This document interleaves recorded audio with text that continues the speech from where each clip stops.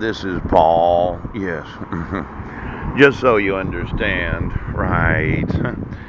When you allege domestic violence through a third party that happens to be domestic violence advocacy, yes, those that advocate for, well, just the families, right?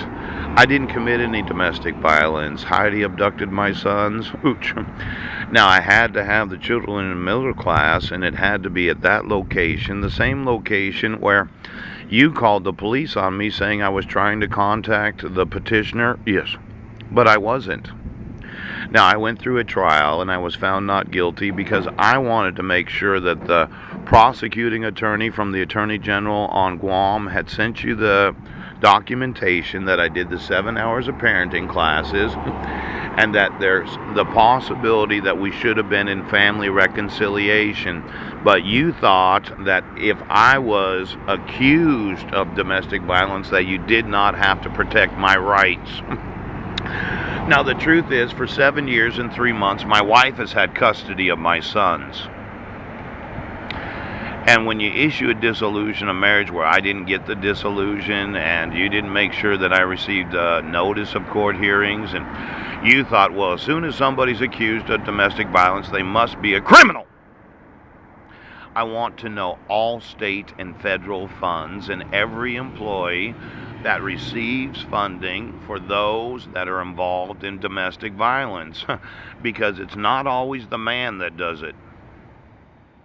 Now, why don't you get me all the gun clubs? Pooch, there's a little gun club out there on 18th Street, and from what I hear, they might open the homeless shelter, but I really didn't want to have to sleep in a homeless shelter. I didn't want to sleep on a hardwood floor. Pooch, I didn't want to sleep on an emergency couch. I wanted my rights enforced, and I wanted custody of my sons. Now, for those that are in the fiduciary capacity right now, get me every gun club and all membership to every gun club everywhere in the United States. Now, you thought that your right to keep and bear arms was important and you should go out and practice shooting. Yes. Get me all the gun ranges, that one out there by the theaters. Yes. And the membership. Ouch! Now, I know you're in the police or sheriff's department and you thought, yes, you should train on how to use a firearm. Yes, and the thought was, well, I get a gun when I'm a police officer. Is there really any reason for you to have actual ownership of any weapon yourselves when all you do is cover up for your criminal behavior or retaliating against a citizen that is documented?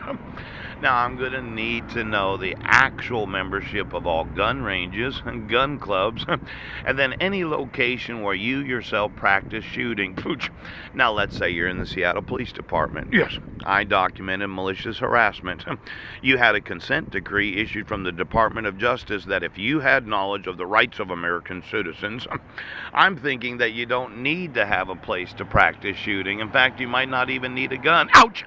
So get me the actual locations 20 miles down and every individual in all law enforcement that thought they should shoot, a few hundred rounds just so they can be sure to hit the target. Because the thought of you actually having any funding to practice shooting, I'll tell you right now, I'm thinking I'm taking your gun clubs, your gun ranges, and any place that any person in law enforcement thought that they had to practice shooting.